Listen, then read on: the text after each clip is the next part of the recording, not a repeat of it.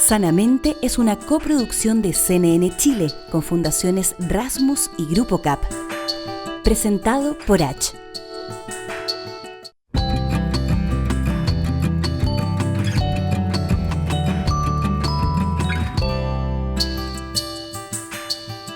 ¿Cómo están? Bienvenidos, bienvenidas otra vez a un fabuloso capítulo de Sanamente. Hoy tenemos este espacio de encuentro, de apoyo, de respeto y de información para la salud mental y el bienestar humano. Vamos a reflexionar sobre un tema muy importante pero muy oculto, que es la esquizofrenia. Este trastorno afecta la capacidad de las personas para percibir la realidad y por lo mismo muchas veces carga con una cantidad de imagen, ¿no? Que está construida en parte por el cine y en parte por la ignorancia, que cuesta mucho llevar adelante. Vamos a hablar sobre los mitos, vamos a hablar sobre la experiencia con Amanda Marton, quien a través de su libro No quería parecerme a ti cuenta justamente la historia de ella y su madre con esquizofrenia y ese trayecto, ¿no?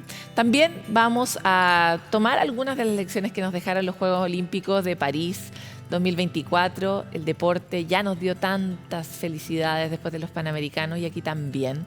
Y vamos a conocer mucho más datos, notas e información fascinante para entrar en este mundo del espectro humano. Bienvenidos a este capítulo. Hemos sido persistentes en hablar de niñez, de crianza, de cuidado de la niñez, porque también hemos sido ampliamente negligentes a lo largo de la historia y como sociedad en estas mismas tareas. Es tanto lo que tenemos que avanzar para proteger esa etapa de la vida que es crítica para tener las herramientas tan relevantes que vamos a usar posteriormente en nuestra adultez mayor.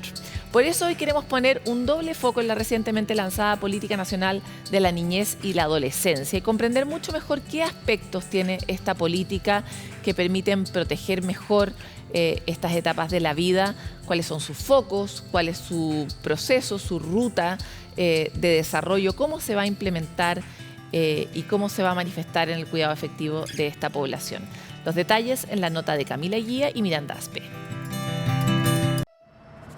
Hoy, nosotros solo debemos preocuparnos de que nos vaya bien en el colegio. Y en el partido de básquet. Porque de nuestro bienestar también se preocupan otros. 24% de la población en Chile son niños, niñas y adolescentes entre 0 y 17 años. ¿Qué procesos ocurren en la infancia y adolescencia que es tan crucial actuar en este grupo? En la infancia es donde las personas van desarrollando su personalidad, ¿sí? Todos los estímulos o todo el contexto que nosotros vamos teniendo hacia los niños en la infancia es lo que de alguna manera va a ir moldeando cómo este niño se va a ir desarrollando después como un adulto en sociedad. Por esto, el anuncio del presidente Gabriel Boric respecto a la Política Nacional de la Niñez y Adolescencia 2024 a 2032, centrado en el bienestar de los niños, niñas y adolescentes, ha cobrado interés.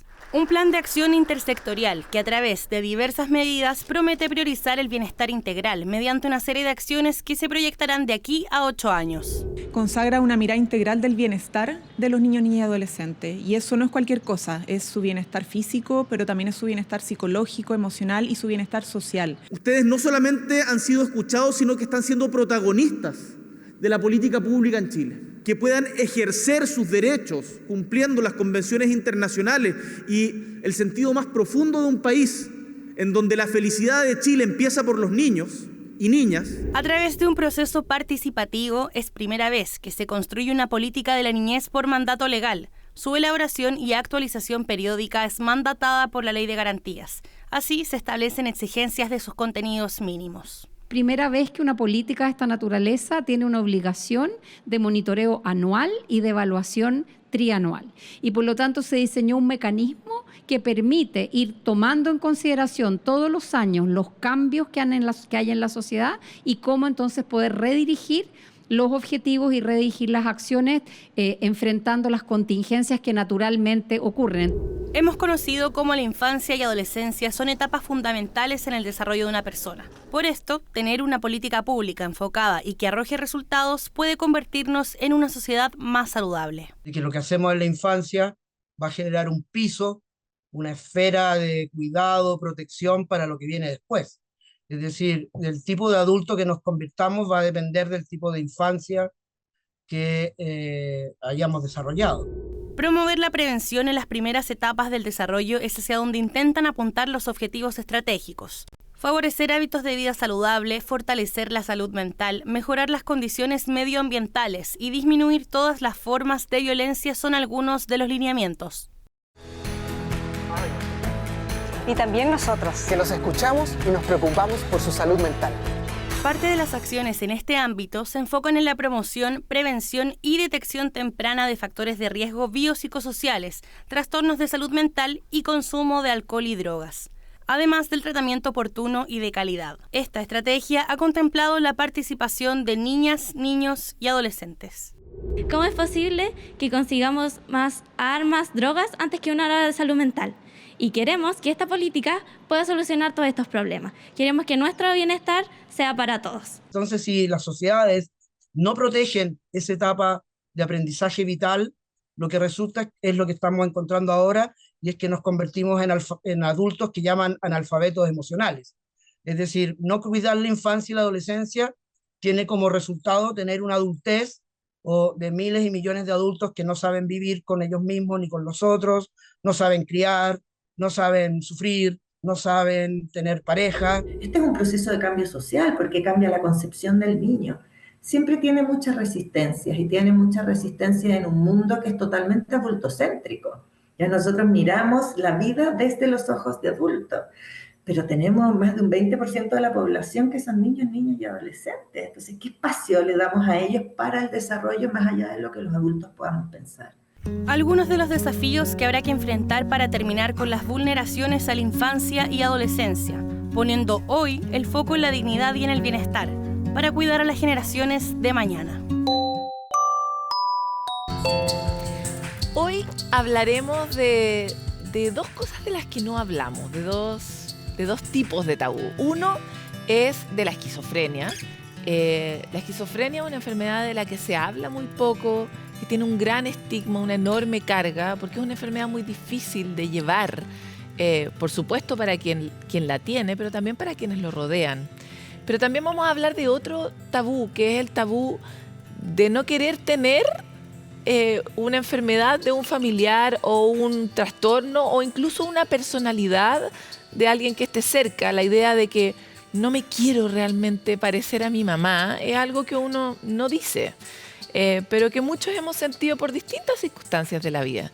Hoy queremos hablar de esos dos temas gracias a este libro que se llama No quería parecerme a ti, de Amanda Marton. Ella es periodista, es chilena, es brasileña, es la autora del libro, pero cuenta una historia, que es su historia, de ser una hija de una madre con esquizofrenia, y todo el trayecto emocional que significa eso, pero también cómo podemos reivindicar o poner en un lugar a las personas con esa esquizofrenia y las necesidades de esas personas. Muchas gracias por estar aquí, Amanda. Gracias a ustedes por la invitación.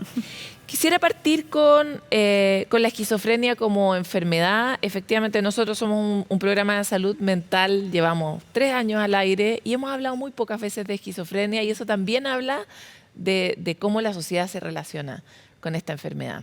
Entonces, lo primero que quería saber a propósito de tu investigación científica y de tu experiencia personal es ¿qué debería sentir alguien que tiene recién un diagnóstico de esquizofrenia y alguien que es un familiar de esa persona respecto de cómo enfrentarse a algo, a esa nueva información de su vida, ¿no? Sí, yo lo que vi en base a la investigación del libro es que generalmente cuando una persona es diagnosticada con esquizofrenia, lo primero que siente esa persona es miedo, pero siente miedo porque ya nuestras sociedades tienen una serie de estereotipos vinculados con lo que es la esquizofrenia. Entonces, se tiene el miedo de tener determinados delirios o desconexiones con la realidad. Se tiene miedo porque sabe que va a sufrir un estigma social por tener esa enfermedad. Se sabe, o tiene miedo de generar algún grado de violencia o daño a un tercero. Y gran parte de eso son estereotipos o construcciones sociales que son posibles de ser cambiadas. Pero para eso sí necesitamos el apoyo de nuestro entorno, de las personas a nuestro alrededor. Yo veía, por ejemplo, muchas personas con esquizofrenia a las que entrevisté que me decían que tenían mucho miedo cuando conocían a alguien de contar su diagnóstico, porque incluso cuando era una relación de pareja, porque sentían que esa persona se podía alejar de ellas de saberlo. Y yo como periodista, quizás sea una deformación profesional, pero creo genuinamente que cuando tenemos informaciones sobre algo tomamos mejores decisiones y las personas a nuestro alrededor saben lidiar mejor con ciertas situaciones. Entonces, ¿qué le podría decir a una persona recién diagnosticada? Primero, que duro, que claramente no va a ser fácil, pero que la mejor manera de lidiar con eso es conversando con las personas a su alrededor, transparentando la situación y no volviendo la esquizofrenia un tema tabú al interior de su familia o de sus círculos personales. Y a las personas de la familia, definitivamente decirles que no conviertan a la persona en un niño o una niña, que sepa que el diagnóstico es solamente eso, un diagnóstico, pero que la persona que está detrás de él sigue existiendo y no puede ser infantilizada. Esa persona tiene que ser partícipe de todos los procesos de toma de decisiones, porque en el fondo solamente uno puede cuidar a sí mismo de manera más apropiada o en profundidad. Voy a volver sobre varios puntos de tu respuesta. La primera tiene que ver con los estereotipos. Los estereotipos en torno a las enfermedades de salud mental habitualmente representan la versión más extrema de esa enfermedad, ¿no? Como la versión más manifiesta, pero hay muchos grises, y me imagino que tú en tus conversaciones con personas con esquizofrenia pudiste hablar de esos grises, porque me ha tocado también conocer casos como, hola, soy padre, tengo hijos y tengo esquizofrenia. Una persona que me decía ese tipo de cosas como en parte como chiste y no también en chiste, ¿no? Claro. Entonces también quisiera que tú, que sabes más de esquizofrenia, nos cuentes un poco de cómo puede ser una vida cotidiana e integrada de una persona con esquizofrenia. Sí, es muy bueno lo que dices, porque generalmente cuando alguien es diagnosticado con algo, sabemos que esa persona va a tener eso. En el caso de la esquizofrenia es algo tradicionalmente permanente. Es muy raro que la esquizofrenia se vaya, aunque hay algunos casos particulares en que la persona ya no manifestó otros brotes psicóticos ni crisis en profundidad. Pero a mí me ha pasado que desde que conté que mi mamá tenía esquizofrenia, muchas personas me decían, ay, pero ¿cómo es vivir diariamente con alguien?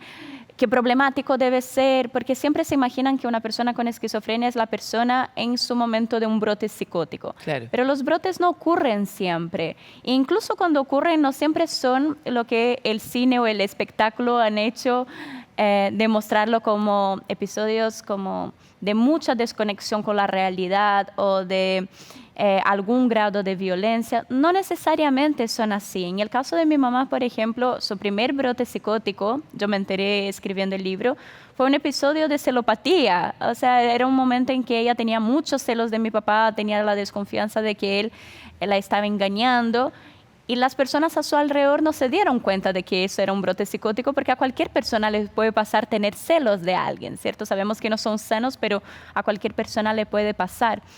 Entonces, lo primero que diría a cualquier persona es que vivir con una persona con esquizofrenia no es vivir en una situación de brote psicótico en cualquier momento, e incluso los brotes psicóticos no necesariamente van a ser violentos. Eso sería lo primero. ¿Y qué puedo decir de mi mamá? Bueno, primero, es mi madre, es una mujer inteligentísima, es fotógrafa, es historiadora, es muy curiosa, devora libros. Además fue esposa, ahora ya está divorciada, pero fue esposa, es hija. Entonces siento que reducirla a la esquizofrenia es como si me redujeran a mí solo a ser hija de una persona. Exacto. Solamente a ser hija de una persona con esquizofrenia, y creo que todos los seres humanos somos mucho más que eso, ¿cierto? Tenemos miles de capas. Pero también es interesante el tema de cómo es vivir una persona con esquizofrenia, en el sentido de que hay manifestaciones distintas. Todo el mundo recuerda, o hay nociones generales de lo que son los episodios psicóticos, que son los que, entre comillas, generan miedo, que no tiene por qué ser así. Pero muy pocas personas hablan, por ejemplo, que una persona con esquizofrenia también tiene episodios, entre comillas, negativos, como lo dice la literatura médica, que son, por ejemplo, cuando esas personas toman la decisión de estar más encerradas en la casa, no quieren compartir tanto con otras personas, es decir, se vuelven un poco ermitañas. Es raro que alguien diga, una persona con esquizofrenia se vincula a ser una persona en soledad, pero eso también puede ser un síntoma de ese diagnóstico al que deberíamos estar atentos también. Algo que por lo que quisiera pasar muy brevemente es, ¿cuáles son pistas de que puedo tener esquizofrenia? Es muy difícil hablar de eso. En primer lugar, porque yo no soy ni psicóloga ni psiquiatra y puedo hablar desde mi experiencia como hija y de lo que he visto en términos periodísticos. Porque además la esquizofrenia es un espectro. De hecho, muchas personas dicen que deberíamos hablar de esquizofrenias porque hay tantas esquizofrenias como hay personas. En el caso de mi madre, por lo menos, las pistas son cosas muy cotidianas. Han sido, por ejemplo, un descuido mayor de su higiene personal, algunas frases que no siempre tenían sentido, en algunas ocasiones también consumía ciertos alimentos que quizás en otros momentos no consumía, entonces eran cosas muy cotidianas. Pero es como que uno identifica una persona con una identidad y de repente tiene un poco otra. Exacto. Cosas sutiles, como lo de la comida. Exacto, y en ese sentido es donde entra la familia o nuestros seres queridos, ¿cierto? Solamente uno es capaz de identificar, por ejemplo, si tenemos a un papá con consumo abusivo de sustancias alcohólicas, por ejemplo, solamente nosotros somos capaces de identificar cuando esa persona está en un momento difícil con el alcohol, ¿cierto? Porque somos grandes observadores del otro. Exacto. Yo diría que con la esquizofrenia pasa lo mismo. En el caso de mi mamá fueron esos.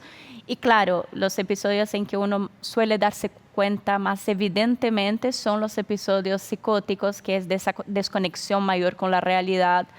En mi caso personal fue cuando mi mamá me preguntaba por mis hermanas y yo no tengo hermanas. Entonces lo que le podría decir a todos es que estén atentos a las singularidades del individuo y cómo es su rutina, y cuando hay un quiebre de esa rutina puede ser que sea algo como esquizofrenia, pero también podría ser otros trastornos a la mente. Amanda, yo al presentar esta entrevista quería abordar dos cosas de tu experiencia, que son las que aborda tu libro. Por un lado, esto que acabamos de hablar sobre el gran tabú que existe y la enorme ignorancia que tenemos todos sobre esta enfermedad.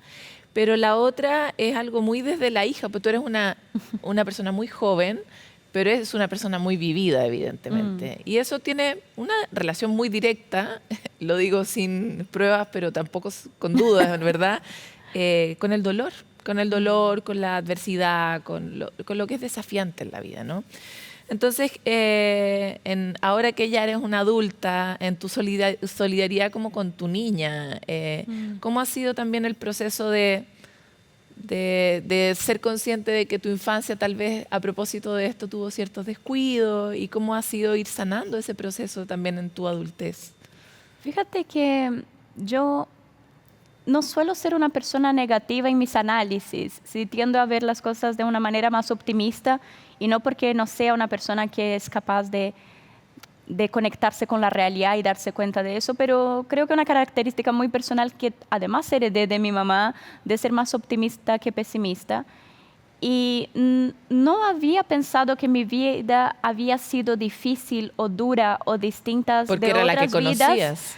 Hasta que publiqué el libro. Eso para mí yo diría que fue uno de los efectos más impactantes de la publicación del libro, porque mucha gente me ha dicho qué fuerte, qué valiente, y yo jamás hubiese dicho que yo soy valiente o que soy fuerte por haber vivido lo que viví. A mí sí me parece que mi mamá es una persona muy fuerte, muy resiliente, porque finalmente el diagnóstico la afecta a ella. Ella fue quien tuvo que lidiar con, por ejemplo, personas que se alejaron por la esquizofrenia, o personas que cambiaron su forma de relacionarse con ella con la esquizofrenia, o trabajos en los que no logró desempeñarse como quería desempeñarse gracias a la enfermedad, etc. Entonces me parece que mi mamá es la persona valiente, no yo. Pero no puedo negar que el recibir todos esos comentarios me hizo también replantearme y volver a analizar mi propia vida. Y en ese sentido, insisto con la idea de que personas informadas toman mejores decisiones. cuando empecé la investigación y vi todo lo que nos pasó a nivel familiar, pero también la situación de otras personas con esquizofrenia, dije, si yo llego a heredar esto, no quiero que me pase lo mismo que mi mamá. Quiero ser capaz de mantener mi relación de pareja porque me siento muy afortunada de tener esa relación de pareja. No quiero que se produzca un divorcio, no quiero que mis amigos se alejen de mí. Entonces fui comunicando un poco todas las posibilidades a todas las personas a mi alrededor para también hacer con que ellas fueran partícipes de ese cuidado que yo creo que tiene que ser colectivo en caso de que yo heredara la esquizofrenia.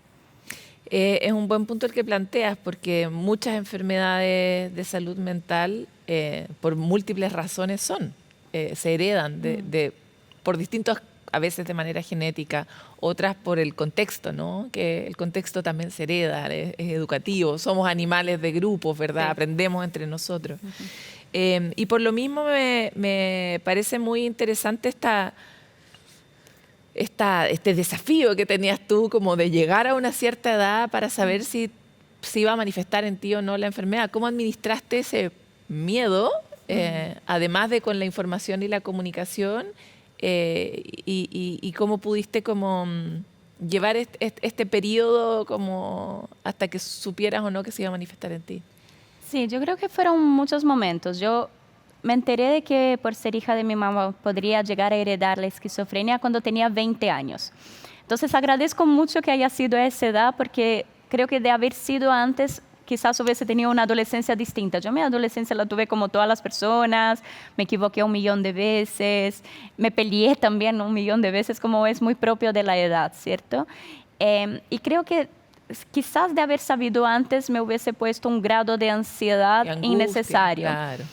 Pero eso no quita que cuando supe a los 20 también reaccioné en primer lugar con esa frase con la que parte el libro, que es no quería parecerme a ti, que es una frase terrible, no querer parecernos a una persona a la que amamos, pero es viable, ocurre mucho, incluso cuando nuestros papás o mamás no tienen alguna enfermedad mental.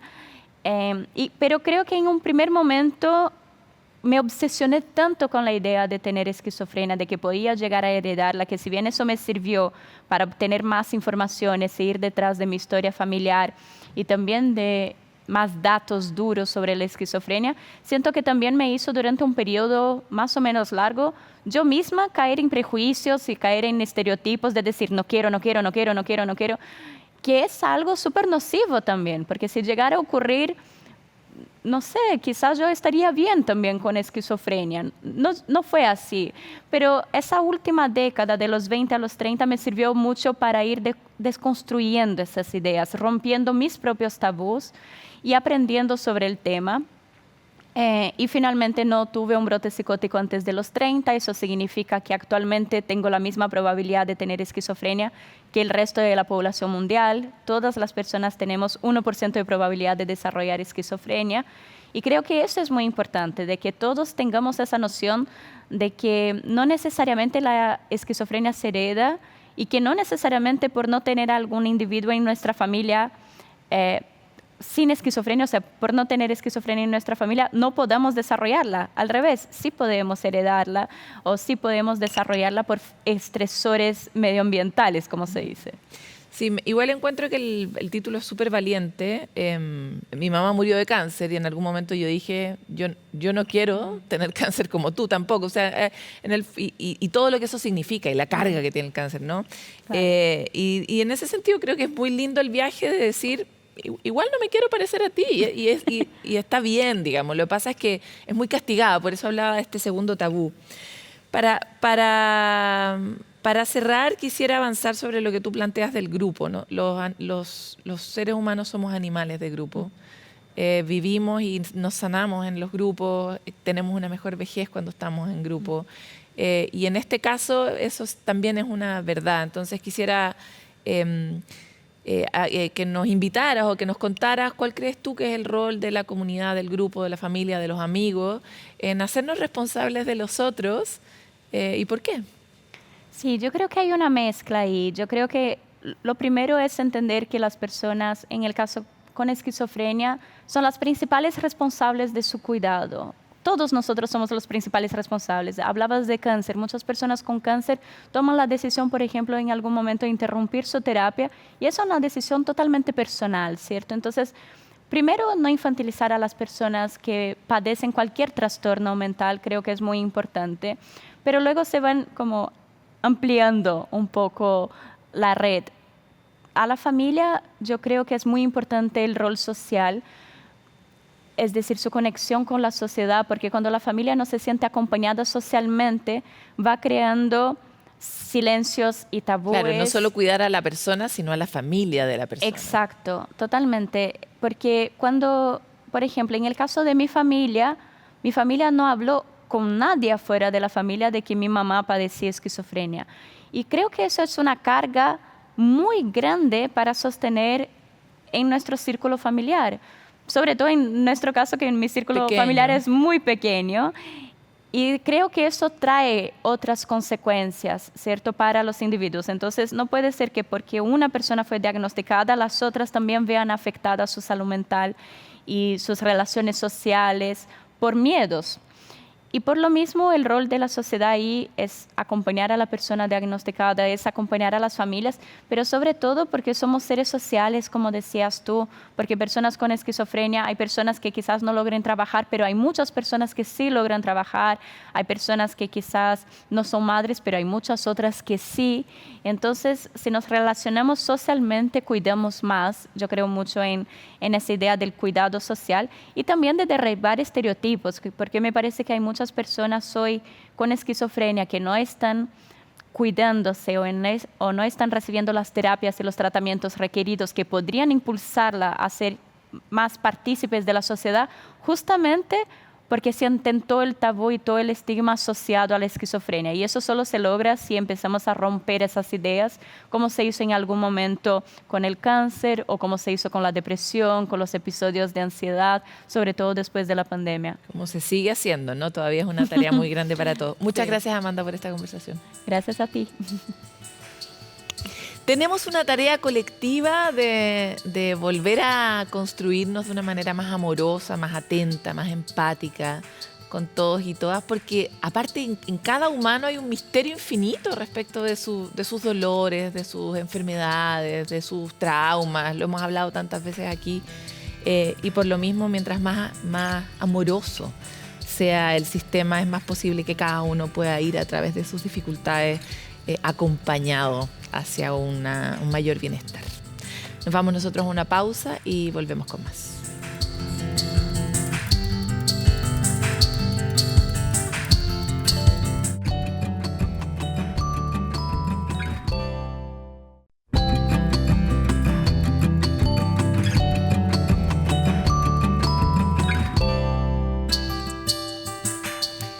Los Juegos Olímpicos de París 2024 nos dejaron distintas postales fabulosas y momentos hermosos, pero también relevaron una vez más la importancia de la salud mental de los deportistas de alto rendimiento. En esta competencia llegaron más de 170 profesionales de salud mental a las delegaciones de los 90 países. Revisemos un poco más de los apoyos y conversaciones que surgieron sobre este tema en la nota de Magdalena Fonseca. Fueron semanas de muchas emociones. Los Juegos Olímpicos abordaron el deporte, la preparación física y también la mente. A estos Juegos llegaron más de 170 profesionales de salud mental en delegaciones de 90 países. Además, la organización dispuso una línea telefónica de ayuda las 24 horas del día, instancia en donde pudimos conocer las historias de los deportistas, quienes hablaron de la importancia del cuidado por la salud mental. Creo que respirar siempre te centra, así que creo que es uno de los mayores consejos, y tratar de entender emocionalmente quién eres, cuál es tu pasado. Toda la historia de tu educación es bastante complejo y toma igual esfuerzo que pones físicamente como atleta. Entrenar los músculos mentales es igual de importante. Creo que el papel de los entrenadores para los deportistas no tiene tanto que ver con los detalles técnicos o los entrenamientos en clase. Creo que lo más importante que me aportan los entrenadores es hacerme sentir seguro, ya que pueden guiarme en la dirección correcta. De esa forma podemos encontrar una salida y ser nosotros mismos libremente. Una de las mayores referentes en este tema ha sido la gimnasta estadounidense Simone Biles, que ha destacado por su testimonio y mensajes en torno a la salud mental tras su experiencia en los Juegos Olímpicos anteriores. Never in my life have I seen her do that. Never. So, having these mental blocks in the gym recently. Simone Biles is out of the competition tonight. En su documental de Netflix, Simone Biles vuelve a volar, aborda su camino por trabajar en su salud mental, donde atribuye su salida de las Olimpiadas de Tokio 2020 por estar lidiando con los llamados twisties, término utilizado para describir lo que experimentan los gimnastas como un bloqueo mental. Como que el cuerpo no puede salir de un estado que se rigidiza, ¿no? Que queda atrapado en esa situación y no puede avanzar, no puede ser más flexible. A mí me parece que no es nada muy distinto a por ejemplo, lo que podría ser la rumiación, ¿no? Lo que podría ser un proceso psicológico de rigidización y de no poder salir de un estado que no está haciendo bien, digamos, que no permite el movimiento, que más bien va en la línea de estar estancada o estancado. Esta vez Simone volvió a competir en París llevándose 4 medallas, participación en la que decidió tomar otro enfoque. A mí, porque nadie me obligó a estar en este escenario, lo hice únicamente por mí. Y estoy en una muy buena posición mental y física, así que hacer esto solo por mí significó mucho. Fue precisamente que tras el caso de Tokio 2020 de Simone Biles, el Comité Olímpico Internacional decidió darle una mayor importancia a la salud mental de los deportistas.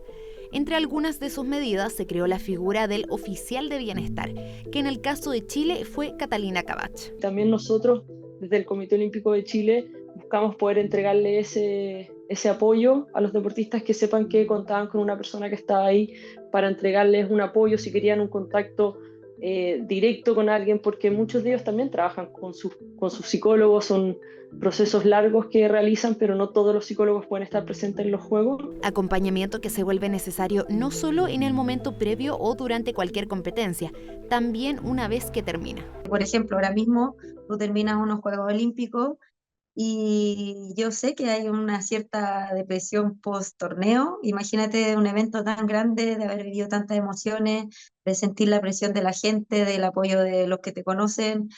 No es fácil de manejar y poder volver al ruedo, volver a entrenar. Muchas veces quedan cosas que yo creo que nosotros podríamos tener también esa contención de poder hablar un poco más de la salud mental o lo que vamos sintiendo. Precisamente es que estas Olimpiadas no estuvieron libres de ciberbullying. Deportistas como la boxeadora de Argelia Imane Khelif o la bailarina de breakdance Rachel Gunn de Australia son solo algunos de los casos de acoso que recibieron tras su participación en estos Juegos. Solo quiero empezar agradeciendo a todas las personas que me han apoyado. Realmente aprecio la positividad y me alegra haber podido traer algo de alegría a sus vidas. Eso es lo que esperaba. No me di cuenta de que esto también abriría la puerta a tanto odio, lo que francamente ha sido bastante devastador. Fue una mezcla de alegría y al mismo tiempo me afectó enormemente porque no estaba lista para pasar por todo esto. Es algo que daña la dignidad humana y fue lo que me afectó al final del partido.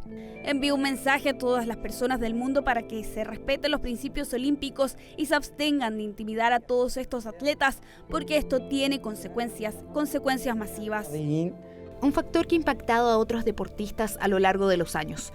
Los comentarios negativos y amenazas pueden tener efectos adversos en cualquier persona, y en el caso de los atletas, sus emociones son cruciales para su rendimiento. Por eso la importancia de un mayor cuidado y empatía. Para poder mantenerse en el alto rendimiento, ellos tienen que también poder cuidarse como personas, no solamente tratar de cuidarse como deportistas, sino también ir poniéndose ellos en primer lugar como personas y cuidar ese lado. Y yo creo que eso es algo que ya está mucho más en boga, que ellos lo reconocen, también los cuerpos técnicos, porque aquí no solo se trata del deportista, sino también de las personas que lo rodean. Entonces este tema del cuidado de la salud mental, del bienestar del deportista es algo que está mucho más en boga y que se le está dando más espacio y en el fondo aceptando que es un ítem más dentro de la preparación del deportista y que hay que tener cuidado con ella, ¿no? Juegos Olímpicos que dejan varios desafíos por seguir trabajando en la salud de los deportistas de alto rendimiento, donde va tomando igual o mayor importancia el cuidado y preparación de la salud mental. Si algo que hemos reforzado en nuestro programa es el éxito que ha tenido Intensamente, que nosotros además lo reforzamos más aún para que tenga más éxito porque es tan importante. Y se logra porque gracias a esta película podemos acercarnos un poco más a comprender cómo funcionan, operan y se relacionan las emociones en nuestro cerebro. Pero se han preguntado sobre la relevancia de validar esas emociones una vez que las expresamos, sobre todo en etapas tan centrales como la infancia. ¿Cómo hacerlo o enseñarle a los niños a que lo hagan? La respuesta nos la trae Carolina Reyes, psicóloga clínica y además fundadora y directora del Colegio Monteluz.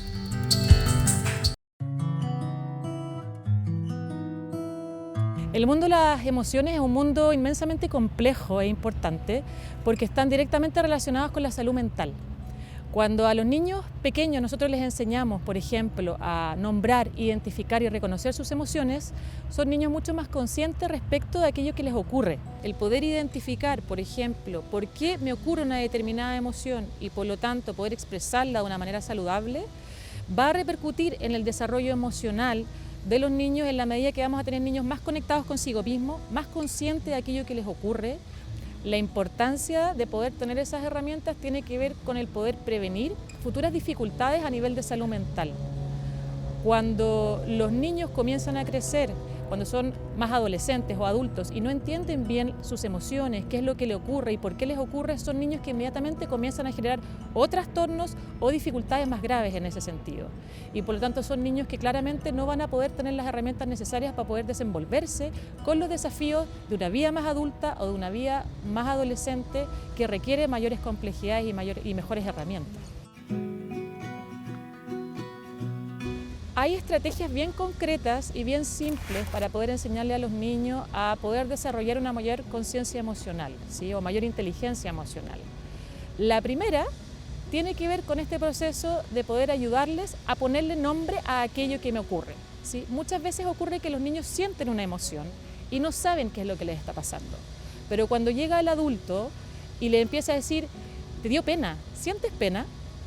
En sí misma esa verbalización baja mucho la angustia de los niños y la confusión respecto de lo que sienten y pueden decir, sí, parece que es pena lo que siento. Luego de eso, el poder decir, está bien que sientas pena, es decir, validar sus emociones y no castigarlas, sancionarlas o ser indiferente a ellas, sino que decir, está perfecto sentir pena por aquello que te ocurre. A mí también me pasa muchas veces. Y la última estrategia es cuando yo le entrego al niño una alternativa para poder expresar aquella emoción, pero validando la emoción. ¿A qué me refiero con esto? Por ejemplo, tú le puedes decir al niño, perfecto, sientes pena porque tu compañero no quiso jugar contigo. Te propongo que la próxima vez tú te acerques y puedas conversar con él al respecto o puedas dirigirte a otro grupo de amigos y preguntarles si ellos quieren jugar contigo. Si queremos apoyar a los niños en el desarrollo emocional, ¿cierto? En los aumentos de su conciencia emocional, inteligencia emocional, tenemos que tener adultos que también puedan tener las mismas habilidades. Nosotros como adultos siempre vamos a enseñar con el ejemplo. Las habilidades emocionales se modelan, no se enseñan desde la teoría. Por lo tanto, lo primero parte por ellos. Yo tengo que enseñar aquello que yo también manejo y tengo que ser un buen modelo. Si yo no lo tengo y solamente converso con mi hijo al respecto, pero después actúo de una manera incoherente, ese aprendizaje no se va a dar de una manera efectiva a los niños.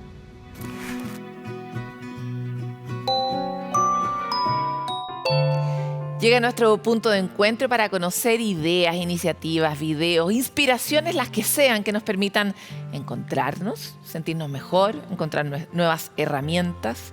Hoy queremos partir con esta idea que hemos planteado tantas veces en conversaciones de domingo, ¿no? Qué curioso que el celular que tanto nos conectó, la globalización que tanto nos iba a unir, también ha generado enormes procesos de distanciamiento y ha provocado hoy que personas notorias y fantásticas que amamos, sobre todo la gente de mi edad, estén inspirando nuevas campañas, incluso de celulares, que queremos compartir con ustedes. En esta oportunidad fue la fabulosa cantante Alanis Morissette, quien de la mano de su increíble canción Ironic, se suma y participa de este anuncio que busca educar sobre una relación más sana con estos dispositivos que han transformado nuestra vida, que son los celulares en tiempos modernos, pero que sin duda ya hemos documentado ampliamente el impacto que pueden tener en la salud mental, en la generación de nuevas adicciones y también en el quiebre de los vínculos que estábamos acostumbrados a tener simplemente por estar juntos. El spot fue creado justamente por una compañía de celulares en conjunto con una agencia y les queremos mostrar un poquitito de él. Nuestro teléfono está hecho para hacernos conectar, pero de alguna manera nos hace estar menos conectados, lo cual es irónico. ¿No crees? Cena sin celulares, pero el menú está en el teléfono. Irónico.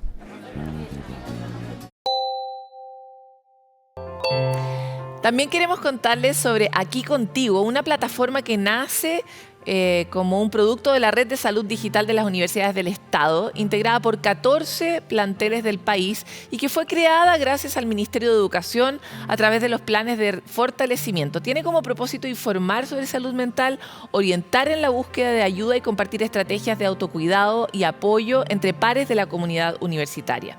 Esta red se construyó a partir del trabajo de un equipo de profesionales de salud integrado por psicólogos, psiquiatras, terapeutas ocupacionales, asistentes sociales, enfermeras y fonoaudiólogos, pero además tiene el apoyo de los estudiantes.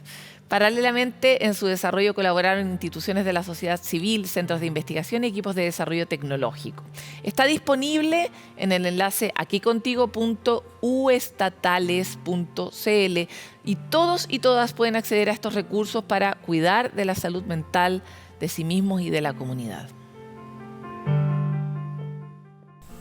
Nuestro propósito es crear una plataforma de salud mental que sea segura y confiable, donde puedas encontrar recursos para cuidar de tu salud mental. Así, en Aquí Contigo puedes encontrar una variedad de herramientas y recursos, entre ellos algunos videos de Sanamente, que te ayudarán a gestionar mejor tus emociones, manejar el estrés o la ansiedad, así como otros desafíos que puedas afrontar durante tu paso por la universidad. Si estás buscando apoyo, en la sección Recibir ayuda, puedes ver algunas alternativas para recibir orientación y apoyo. Bueno, y la comuna de Renca, ustedes tal vez saben, tiene un programa integral de salud mental y bienestar comunitario. Y que es conocido como Renca Contigo en escuelas y liceos, tiene todo el tiempo actualizaciones. En este caso se sumaron 2 nuevas acciones enfocadas en la salud mental de niñas, niños y adolescentes. Por un lado, se habilitó un box de atención psicológica en las escuelas y además se implementó el proyecto Healthy Cities para capacitar a los equipos municipales que están presentes en los espacios comunitarios, tales como los CEFAM, los liceos municipales, el Centro Rucalaf, para que ellos tengan competencias que les permitan, y ellos no son especialistas en temas de salud mental, pero que les permitan interactuar con los adolescentes e identificar un camino que les dé una respuesta oportuna y efectiva a esta población, que ya sabemos es una población altamente afectada por temas de salud mental. El piloto de Healthy Cities capacitó a 15 funcionarios de Renca con una metodología de aproximación a la salud mental que está basada en evidencia científica, altamente efectiva y probada internacionalmente, y la idea es que a través de una intervención corta dentro de esta población, los equipos de los liceos municipales puedan atender y cuidar mucho mejor a los niños, niñas y adolescentes. Escuchemos al alcalde de Renca, Claudio Castro, para que nos explique mejor esta iniciativa. Lo que estamos haciendo es incorporar en todos nuestros liceos salas que se han modificado para funcionar como espacios amigables, ¿no? Que están acondicionadas especialmente para que los jóvenes o las niñas o niños se sientan cómodos y en confianza para poder enfrentar su situación, y también un modelo de seguimiento de los casos que hacemos en una colaboración con Google, en una plataforma que utiliza incluso inteligencia artificial para poder tener toda la información previa de cada niño o niña que participa de este programa y que permite enriquecer la atención que va a recibir en el marco del Renca Contigo.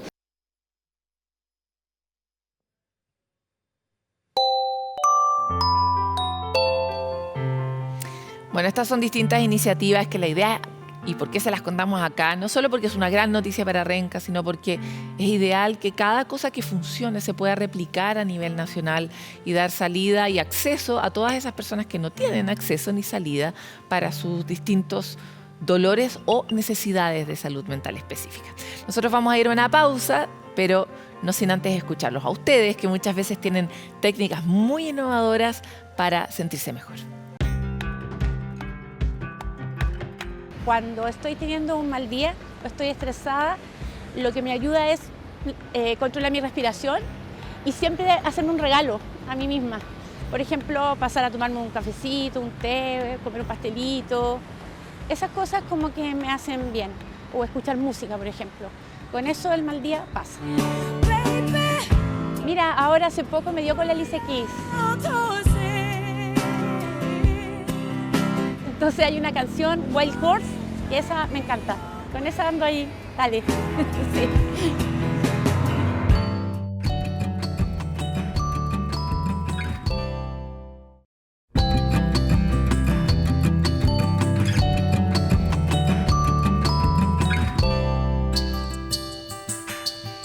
Esta palabra dulce que utilizamos, nanay, cuando queremos hacer cariño o intentamos aliviar el dolor que tiene otro, tiene interesantes efectos sobre nuestra mente y nuestro cuerpo. ¿Cómo funciona realmente? Se los contamos en la siguiente animación.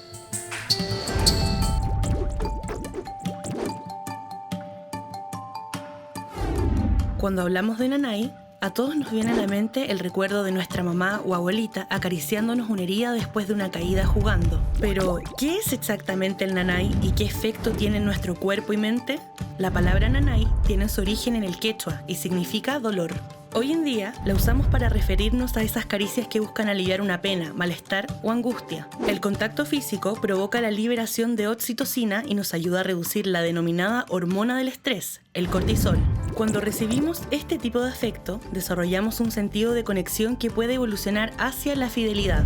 Incluso hay estudios que apuntan a que la estimulación en la piel, que se produce cuando nos acariciamos, podría ayudar a evitar enfermedades mentales. Así que la próxima vez que sientas el cálido abrazo de un nanay o ofrezcas una caricia reconfortante, recuerda que no solo estás compartiendo afecto, también estás fortaleciendo esos lazos especiales que hacen que el mundo sea un lugar más acogedor y amoroso.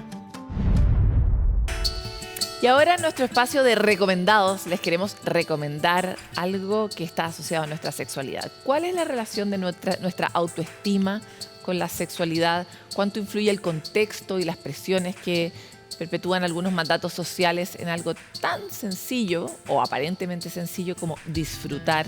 ¿Qué relación tiene el disfrute con nuestro bienestar? Esta es una conversación en torno a estos temas que propone la autora Cecilia C., psicóloga y especialista en sexualidad, a través de este libro llamado Deseo, en que se sumerge en esta conversación y a través de esta obra, que es su más reciente, abre interrogantes sobre la información para que cada persona pueda conectarse con algo que todos de alguna forma queremos sentir, ¿no?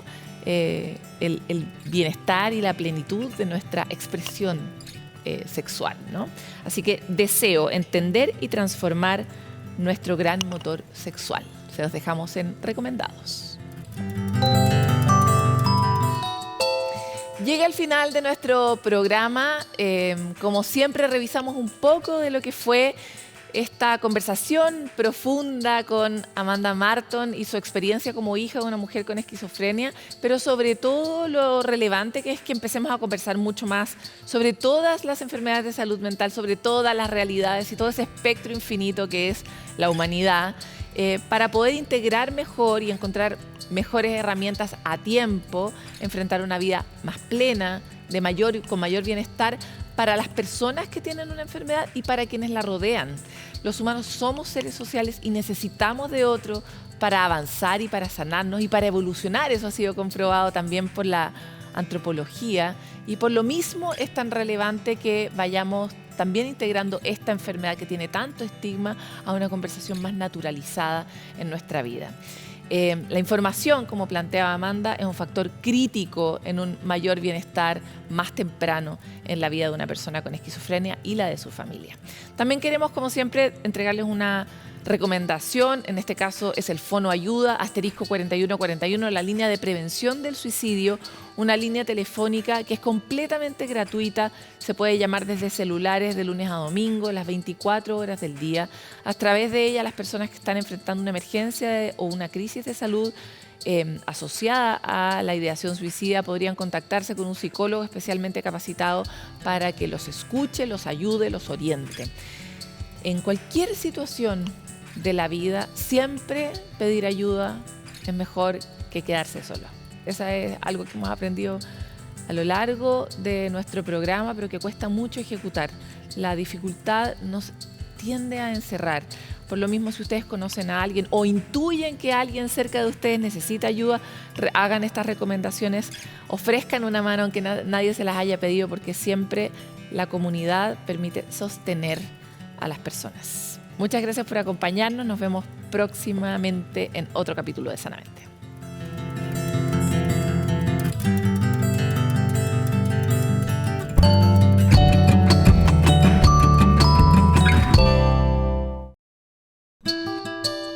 Sanamente es una coproducción de CNN Chile con Fundaciones Rasmus y Grupo CAP. Presentado por H.